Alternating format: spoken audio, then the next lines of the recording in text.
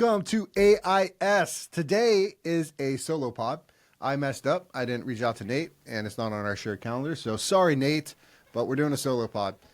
I talk more, so I rant about all the things I hate about Buildertrend, everything that should be in a project management software, and everything we're doing to advance our project management. So we talk through like tech stack. We talk about how our org chart in operations works, how we compartmentalize project management, production management, site superintendents, all that good stuff, and then how they fit into a project management software.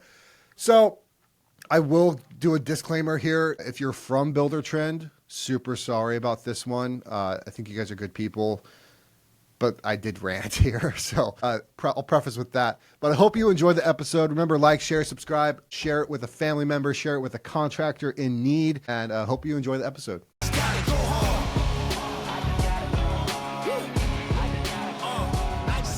All right, let's talk about project management softwares. Now, I feel everyone knows, actually, maybe they don't. Like project management, what's its intention? Where does it fit in the organizational chart? At least at KHB, what we do is we have project management is separate from actual quality management and on-site production. And that might sound weird because, project management, you would assume that they're on site and they're managing the superintendent or the foreman or the lead or whatever it may be. But we actually compartmentalize that part of production to a project manager and a production manager. Now, the project manager, he is 100% responsible for the client experience. Yes, that does include quality of work, timeliness, all of that good stuff. But he has a big emphasis on the financial health of the project. So he is tracking the weekly gross profit. And we go through like a gross profit velocity, like how fast that gross profit's moving through the company. He's also tracking the estimated gross profit. He's managing the budgets on the job. He's making sure we don't have too much scope creep, that we're not bleeding here. He's managing the baseline schedule of the job as well from a high level. So holding subcontractors accountable, getting down into the weeds when necessary to make sure that the day-to-day schedule is getting fulfilled and that our critical path is getting managed in order to finish the job when we said we would. Most of our projects, we finish on time. I think right now it's like 65% of our jobs finish on time. Now that seems like, wow, that's pretty low. There's 35% of the time you miss. Well, most of our jobs are big structural projects and they're renovations. So they're not new construction. It's not just a blow and go bathroom or a kitchen refinish. There's a lot of structural components and there's a lot of things on the as-built that are unknown until they are known. So there are things that happen with the projects we take on, but that's the risk we take. And it all comes down to expectation we set with the client. Like, it's not if something goes wrong, it's when something goes wrong.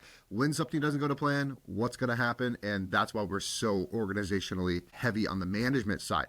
Now, that's the project management. Then you have the production manager. Now, the production manager, he is the quality assurance, quality control. He is the training and knowledge and PK in the field. He's the guy that is really making sure the guys are set up for success on each project. So he's reviewing the plan sets. He's diving down if we have a specialty, like if we're doing like a moment frame and we haven't done the size of opening or whatever it may be. He's going in there. He's the one that is leading that show and really facilitating the quality and any specialty items on the project. Then below that, and I will say the project management, production manager, they are peers. Below that, superintendent. Superintendent is responsible for up to 2 to 4 projects at a time. He has crews under him. He is the day-to-day, week-to-week type manager of that job site. Typically the first line of communication to the client. He is the face of that project to the client. And then you have the field under that person. So there's the field, superintendent, production management, project management, and then there's an ops manager above them. So there's 5 layers of operational workforce going into one job, which is very different than most remodelers or single trades. So I will say that before we hop into project management software.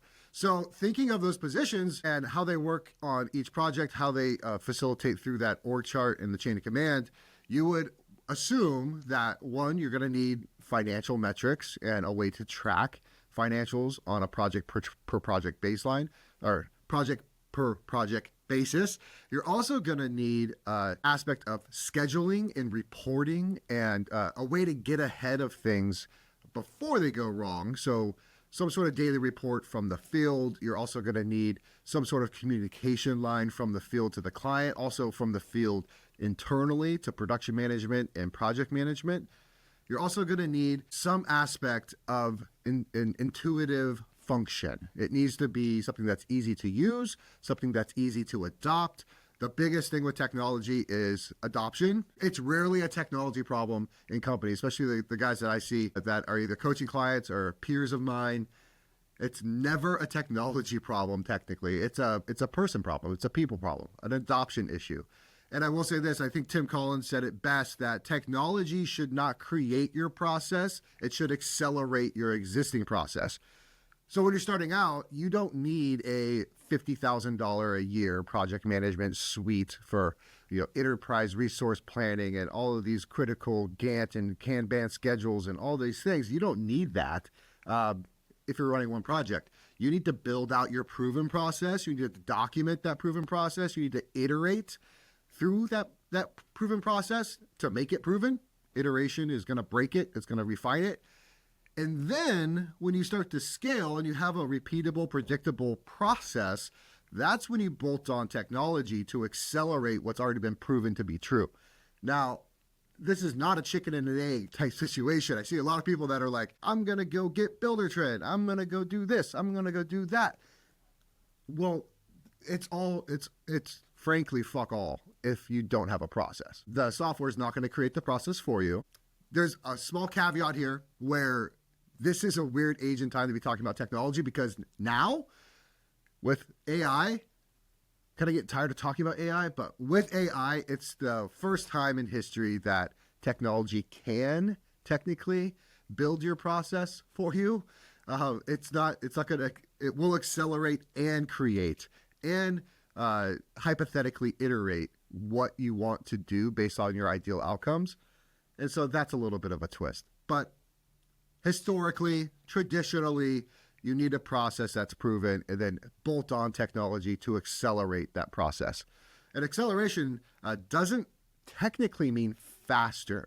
It could mean more effective, could be more efficient, which I guess would be faster, but it doesn't mean that the design process that's a proven process is all of a sudden going to go from 30 days for a kitchen to 15, right? It's not going to make it faster. It's just going to make it more effective. It's going to make everyone more in tune. And as you scale and get bigger and you have more hats under your departmental little org charts, and you have people that are now doing what one person used to do in their whole position is now fragmented and sent to, let's say, like a design assistant, and then your drafter, then your interior designer, then your selections coordinator. Like there's 4 people doing one job where it used to just be one person. That's where technology comes in. It's going to make communication easier. It's going to keep everyone on the same page. And ideally, it becomes more of a client-facing expectation, and it's a value add to the client. So don't go out there, don't go buy a $50,000 project management suite. You're going to balloon your overhead. And it's not in any, and here's the thing about overhead too, your overhead should translate to value to the client. So if that's a great filter when you're looking to bolt something on, is how does this impact the client? That's all you should care about.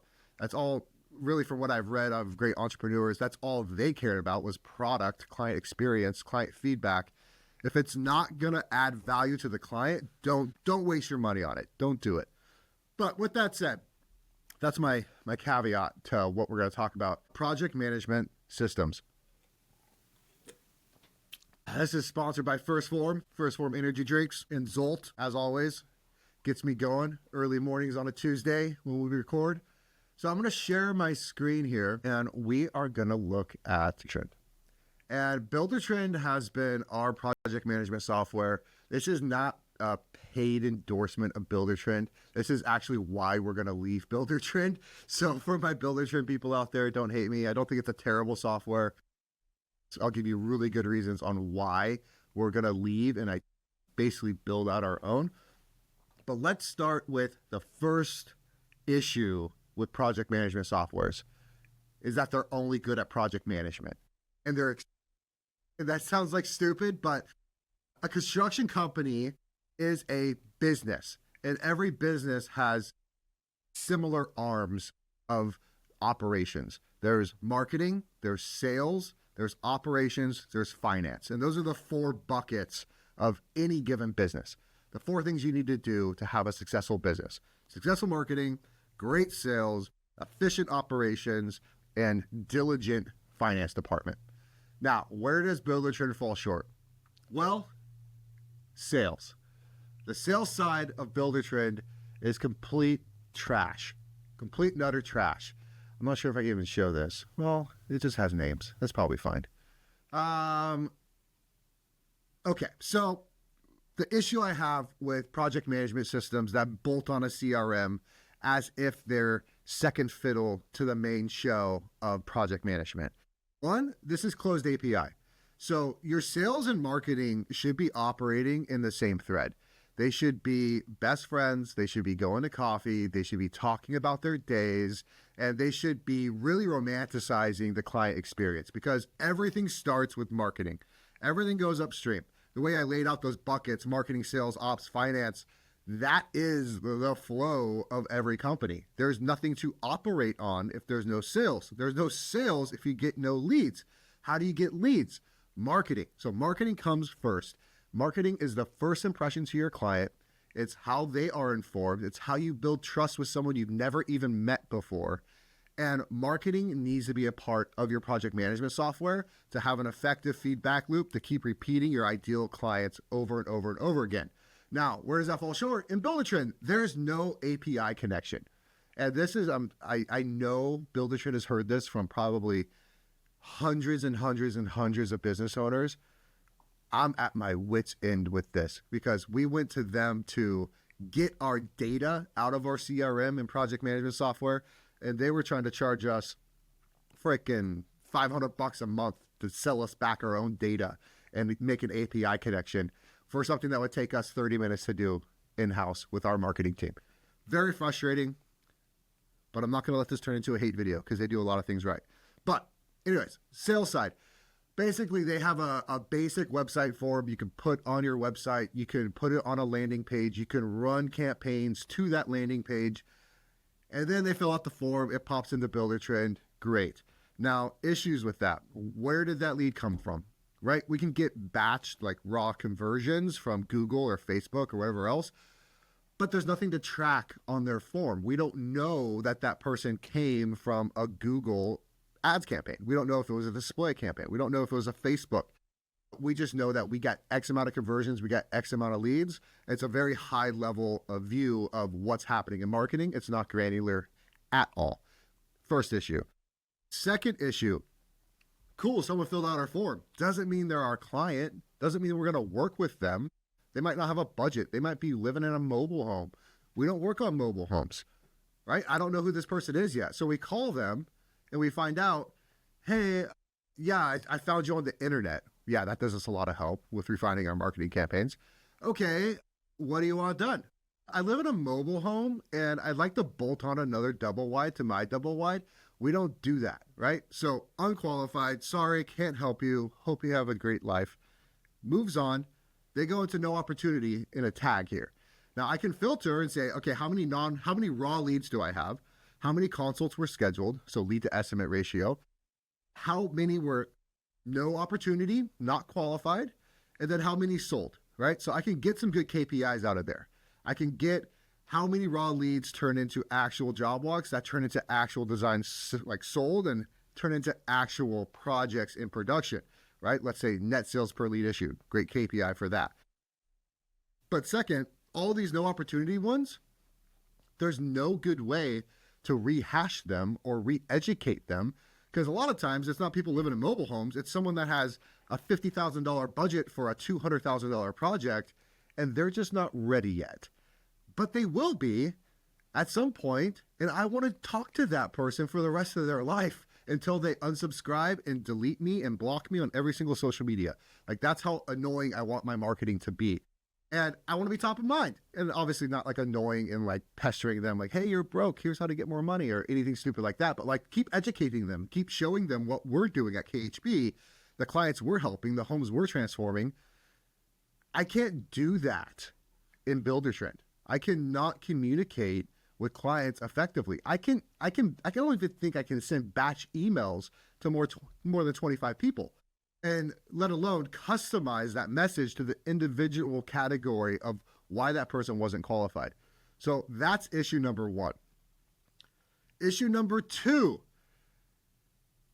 they keep changing the UI so much that I have written SOPs from 2023 to date probably 15 times. And that's not even an exaggeration. It got to the point to where I literally stopped and I started doing our onboarding and training through the Buildertrend University, but the Buildertrend University content didn't line up with they were changing it so much, even that content didn't align. So one, they don't care about the CRM side. And I get that. They are project management software, but to have effective project management, you do need to have an inclusive sales process on the front end of your CRM that translates really well into operations. Now, I will say they try to do things. They do it in a way that is a very cookie cutter process that is a one size fits all approach, but isn't necessarily right for you. It definitely isn't right for the way we do our process. But you can have like a lead. You can go in that lead. I'm not going to click on it because then it's going to show all their data and stuff. That's weird. But you can go into that lead and you can then do it as a pre-sale job. But the issue here is when we go over to the operations side, you'll have a template. You build out these templates. Let's say it's a Valley structural project. You have your to-dos listed out. You go to your schedule. You have your Gantt. That's all beautiful, right? This is our pre-construction timeline for a structural project. So that's all great, right? But now that job is in an operational side, and they're hard silos. They don't communicate back and forth very well. So the sales side, where you write your proposals, where you get your sales, where you close your deals and you transport them over to operations. Well, if you're doing design, that needs to be tracked as well. There's no schedule feature. There's no cards. There's no project management side of sales. And let's be real here. Being a salesperson is like being a general manager of that client, right? Like you are responsible for that whole experience, the deliverables from design, the timeline from design. You're responsible for really the gross profit velocity, the potential velocity of that client. I need to know if that lead for a kitchen remodel is going to take 15 days to get through design into production or 50 days to get through design into production. Because if I don't know that, I can't forecast any future revenues. I can't do anything. And so that's another big issue with that is like you actually have to transport that lead to the project management side, build out a project for a job that isn't necessarily sold yet, right? And then build out an estimate on the project management side that then has to translate back and be recataloged in the sales side. So you're going to be building out an estimate over here. And the other thing that's super frustrating, UI, right? The user interface of this, building a proposal on this side. Oh, look, new changes. Who would have fucking thought, wow, they just changed some things again. Weird. Perfect timing. Okay. So this side of the project management system where you're building out the actual estimate that then is going to go into your job costing budget and it be basically your work in progress throughout operations is completely different than the sales side. The formatting is different. How you write the proposal is different. So imagine someone's confusion when they build out an estimate or a proposal on the sales side, they transfer it because design's sold and we need to track that schedule and that baseline and that velocity of that client into project management. And then we go to build an estimate on the project management side that we imported from the sales side, and it's completely different formatting. Like imagine how frustrating that would be. It's very frustrating. And then once that's approved, it goes into a job costing budget, which is great. But then you have to go back to the sales side and reconcile what actually happened on the estimate side to the sales side so that all of our KPIs are accurately reported on the sales side. I think I just talked for 5-10 minutes on how to basically build a proposal and get through a design process on one piece of technology. Like, this is on hard mode, guys. Like, this should not be that difficult. That's my first big issue. Now, once you get into project management, here's the other thing, the other big thing. And we're going to talk about what Buildertrend does right. Don't sue us, Buildertrend. This isn't a bash video. It's just a reality video of what is annoying. Scheduling. Now, the biggest client-facing thing, the biggest things we get feedback from client on, and the things that you should probably be worried about as well as a contractor or home service professional, they want to know who's going to be at their home, when they're going to be at their home, and how long people are going to be at their home, right? Like, they already got through the money part. They don't really, they know they're spending money, right? Their job's about to get produced. They just want to know, how long is this going to take? Client-facing, the schedule is the number one thing I get a text or an email at 9 o'clock at night about. Hey, who's coming tomorrow? Okay, let me go talk to the project manager. What was assigned? Or a guy on our team. Hey, where am I at tomorrow? Okay, let's look back at Buildertrend. Let's see what's going on. But here's the issue. You know, we have 16 projects right now. You go to any given day, like, let's look at today.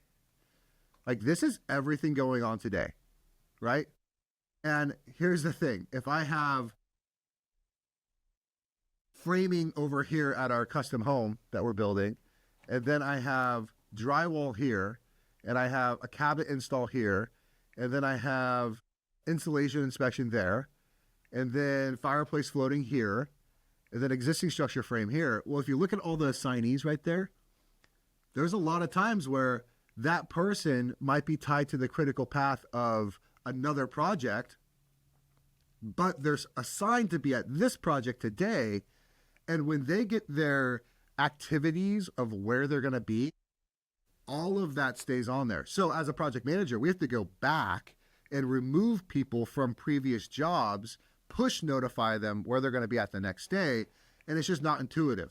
And our guys in the field, like, my job as an owner is like, if this was easy, what does it look like? How do I make everyone's job as easy as possible?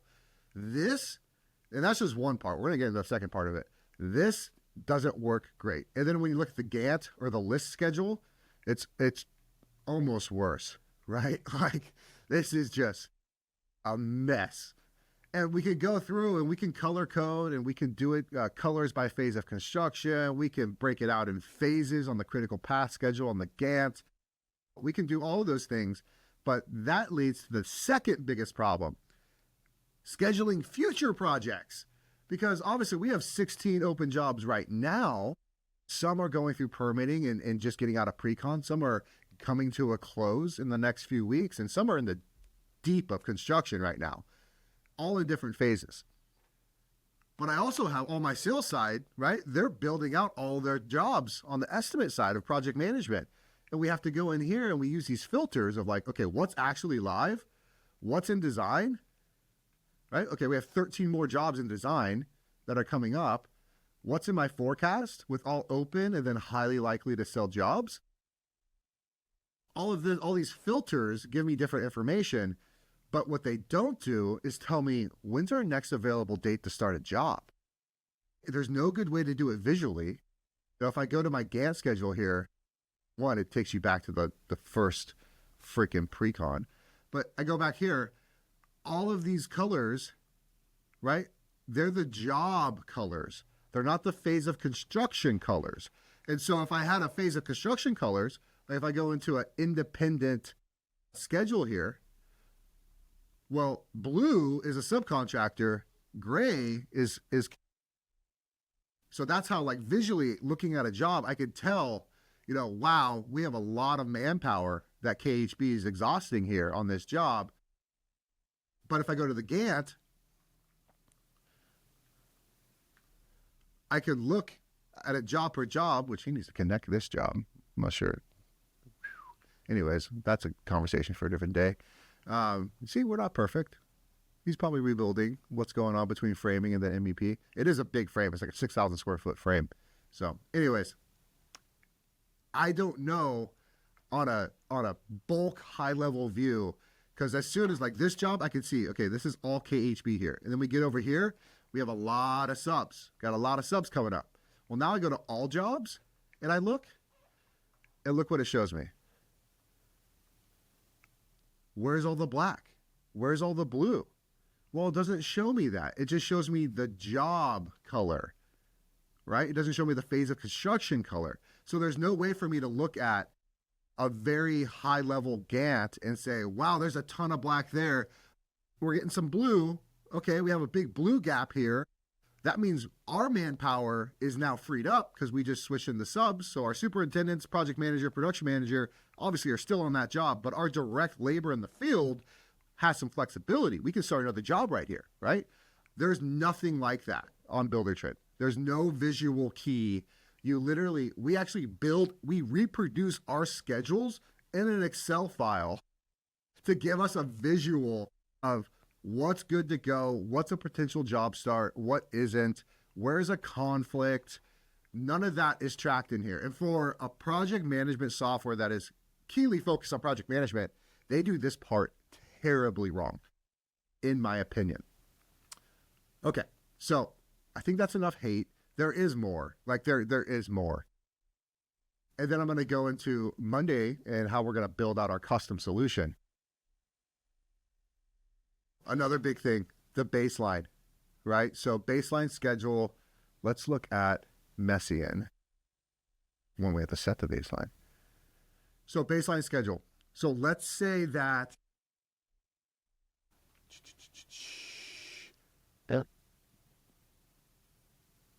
let's say framing, right? Because the way we do our schedule too, the way we kind of have to do it now is we have a critical path. So if you look on the Gantt, you have a critical path time block and then the sub schedule items. And that was our solution to assign the labor on a day per day basis and get away from the critical path assigning of manpower, because one, something might happen. We have to pull a guy.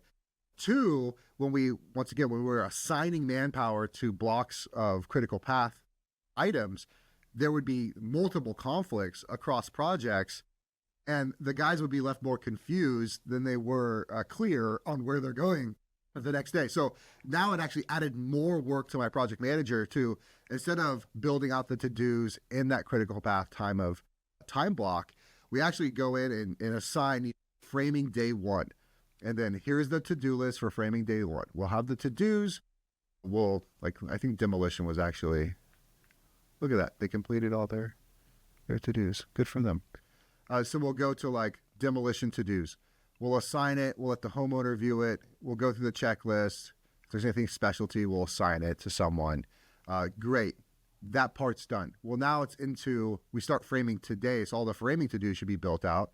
Lumber's getting dropped off, all of that. But then once I go back to here, I know I'm beating a dead horse.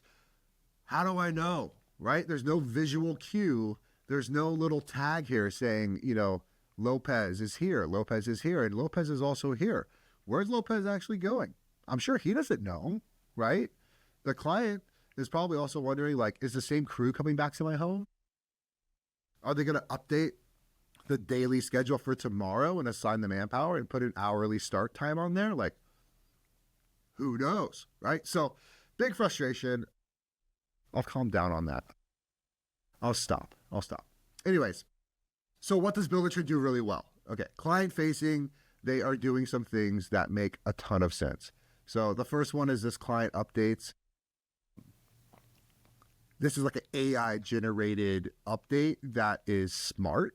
So it pulls from the daily reports in the field, the to-dos completed, the upcoming schedule, the completed schedule, your change orders, all of that stuff goes into this update.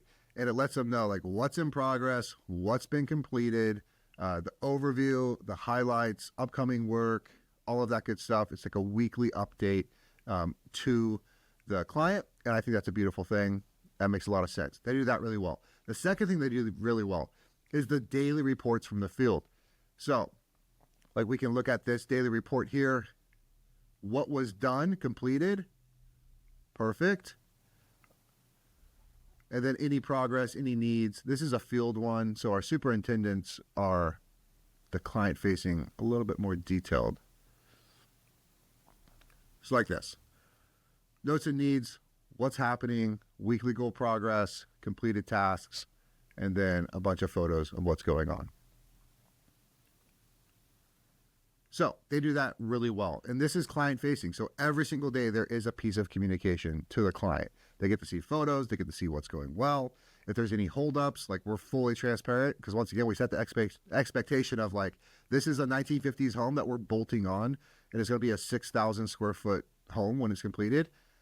Existing to new is always a huge issue. There's going to be things that go wrong, but we are fully transparent with our clients to let them know, because the worst thing you can do as a contractor is try to push it under the rug. Act like we're perfect. Nothing's going to go wrong. Don't worry about us. We know exactly what we're doing at 100% of the time. That's a bunch of bullshit. Be honest with your clients, and you're going to be the asshole if you're not being transparent. So we want to show them like, hey, this brick, when we were demoing out these block frame windows, it cracked, right? So now what do we want to do? Now the whole home's getting wrapped in stucco. We're doing some foam facades to match the existing. So do you want to just demo these out and have uniform foam finish throughout? Great, let's do that. But this broke, wasn't accounted for, shit happens. Now, some of the things it does do well is, oh gosh, let's see. Job costing. This is huge. This is essentially all of our budgets, revised cost, actual costs, and then it gets down to like, what's your profit, what's going well, what's going bad. And this is something that is a newer update in Buildertrend, and it's something that our internal admin is still getting the hang of. She does a good job, but we're still reconciling this weekly and kind of learning. But this is huge because we were doing all of our work in progress schedules on Excel. And so that is a big update. The next is to-dos. To-dos are one of the things where I talk about adoption being the biggest issue in technology being installed in the company. To-dos is one of the things that we don't utilize to its full capability, and we totally should. And I think I know why we don't. It has a singular accountability to it, right? Because if there's a task that is written out and your name is bolted onto it and you're accountable to it and it doesn't get done, well, now you're forced to have a conversation, and not everyone likes that. But it's super important. I think it's a really good thing client facing as well, because there's a lot of questions. There's a lot of clients that have a lot of questions about what are we actually doing? Did you guys catch this? Did you see this? Did you know that this is rotten? When I was walking through the house after you guys left, I noticed this. The to-dos give them insight into, yes, we saw that, and no, it's not a big deal. We assume that the subfloor under your toilet was rotten because when the salesperson made a note when they stepped on it, it felt spongy. We knew we were replacing that. Chill. It's okay. So it gives the client some peace of mind as well. Now, I'll say, if you're listening to this on Spotify, there's probably some good things in here I'm talking about while I'm ranting and raving, but you should totally go to YouTube and watch this because we are going through, in pretty good detail, like what Buildertrend does, and I'm doing it while we're going through it. So now what we're switching to, we used to run Monday.com for all of our sales CRM and design process. And you can switch out Monday.com for like a go high level. You can really use anything, but the big thing here is it's open API. It's super intuitive, and we can build custom workflows the way we want to build them. And let's start off with the boards. So like sales CRM, we can go in here and all of our whole process is just lined out, just like that. And this aligns with our client lifecycle and the processes and SOPs in that. So this is lineal along with our client lifecycle, and it goes from sales to marketing. We have operations. We have the QA/QC review, which is like the bridge between sales and ops. We have what's in construction. We have dashboards, and you have a way better insight into what's going on in the business. And it's way more intuitive for our guys in the field to just get, this is what we're doing. Every single morning, this is going to spit out a to-do list for our salesperson, for the designer, for the project manager, the production manager, the field, of exactly what they're doing that day. Simple, clean, clear. And we can custom all of the Gantt and Kanban charts and everything to be color-coded. We can look at it at a 30,000-foot view and say, wow, okay, we have 15 projects going, we have 10 in design, we have 5 in pre-construction coming up. How does this all mesh together? We can do that in Monday. We can't do that in Buildertrend. Now, I will say, I'm going to stop sharing and we're going to go back to regular programming here. So Monday.com has been a great solution. It basically all the things that I was angry about in Buildertrend, we can do in Monday.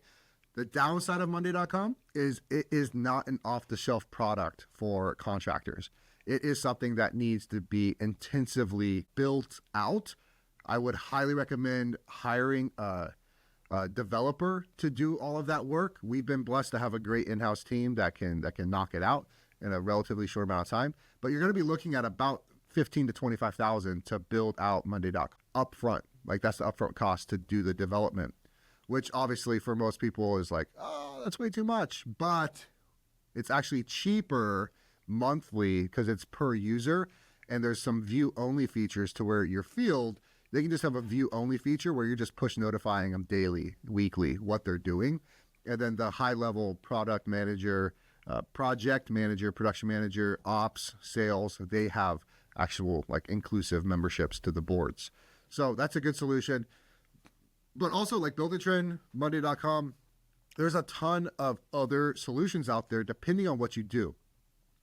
We have a tile company as well, and we do a lot of small projects. We do a lot of commercial projects along with residential. We work for other GCs. We work directly with homeowners. There's a variety of revenue streams that are coming in. And one of the things that we played around with was Jobber. And we're like, hey, Jobber makes a lot of sense. Smaller ticket size, faster client life cycles, higher turnover. I think we've already done 150 projects this year on the tile side. We don't need Buildertrend. We don't need something that robust, that big, right? Well, we tried Jobber out. Jobber is like built for the landscape lawn care company, right? Where you have super repetitive tasks, you have accounts, maybe clients that are on like monthly subscriptions and you're going there every month at a set time and you have reoccurring billing, maybe like a subscription model, home maintenance type thing. Jobber was great for that. It was not a good fit for what we did at Hometown Stone. There's also others like House Call Pro. House Call Pro had a few demos with them when I was looking at Grassroots starting a handyman division. They had a ton of really good solutions that I could see like HVAC, electrical, plumbing, more on the service side, not the install new construction side, but the homeowner direct-to-consumer service side, where House Calls Pro made a ton of sense. Once again, great for subscription models, great for reoccurring business, great for one-off like tickets. And it was more of like a ticket scheduling software, but also they had dispatch features to where like for me, like I want our clients to live through our process. I want them to see our process visually, not just be told what we're doing. I want the freaking Domino's pizza tracker of construction. I want them to know, hey, Ginny put your shit in the oven and then John picked it up and hey, he's headed to your home. He'll be there in 10 minutes. That's what House Call Pro did for service companies. They have a dispatch feature that says, hey, John's on his way to fix your leaky faucet. Expect him in 10 minutes. And all that was automated based off of like the GPS locationing. And I thought that was super cool. Didn't make sense for us at KHB or Hometown because we had longer durations, but it made a ton of sense for same day service, one-time service type things, 2-hour jobs, and like really fast-paced, a lot of projects going on. It made a lot of sense. So I'm going to button up here on this beautiful solo pod. But first, I do want to get to our favorite segment because I know I just ranted here about all of the bullshit I hate in project management. And I would love to hear you guys' feedback because I'm sure a lot of you guys use Buildertrend. I've heard great things about JobTread. I don't know them too well, so I didn't dive into them, but they are open API, and it sounds like it's a better Buildertrend that's open API. And yes, please snippet that JobTread and use it as an ad because that'd be beautiful. Because we are leaving Buildertrend. It is happening. Flag is in the ground. We are no longer Buildertrendites. But what we're going to talk about now is the best segment in all of construction podcast history, crimes in construction. The first one and there's a lot of good ones. Producer Dave, he went on overtime with this. The first one comes out of Ohio. And this is where they had a 60-ton crane worth over $500,000 stolen, gone. No one knows where this crane is at. So let's start it off, which I just think is funny because like how do you steal a crane? Well, I guess it's on wheels. Okay, that makes a little bit more sense. But okay, authorities in Ohio, they're seeking public help after a 60-ton crane worth over $500,000 was stolen on Monday. Franklin County Sheriff's Office said Kent Power Company reported the crane stolen at 8 a.m. on Monday. The 2019 Kenworth 60-ton long boom national crane was taken from a construction site on Parsons Avenue near El Dorado Casinos and Scioto Towns in Columbus. Not sure that's how you say it. But actually, shout out, we have a friend in Columbus, Ohio. Maybe I'm going to ask him about this. Jordan? Yeah, they're in Ohio. I think they're in Columbus. So I'm going to send this article. Maybe it was them. Maybe they know. They can send a tip in. So these suspects or suspect likely have considerable experience and specialized knowledge operating such a crane, which, given its size, would be very difficult to conceal and should be easily recognizable, the sheriff said. They're asking anyone with information to come forward and submit a tip. They have no idea where this crane's at. How do you hide a 60-ton crane? One, like, how do you even steal a 60-ton crane? I know when I was running equipment at a previous employer, a lot of times they have the key codes to get the ignition to turn on. And so like they would always do it like a stupid zip code or something, you know, like the same zip code that you use for your gas card is the same one that turns on the skid steer. So maybe it was something like that. I think this is probably a previous employee. You know, just from my personal experience, I've been burglarized many times. And who else knew that job combination or that lock combination? Well, probably a previous employee. So that's my first one. But we have two for you today because I thought this was hilarious and super relevant. Appliance thieves. There was a appliance ring where they were burglarizing, and I'll read the headline first. St. Cloud police arrest 2 in construction site for appliance theft. They were charged with burglary, drug, and firearm possession. So these guys are targeting homes under construction, and they're just jacking freaking GE appliances, man. Like they're just going in there, stealing a microwave, ovens, dishwashers, refrigerators, and they're all from construction sites. Now, they also found, pop-up.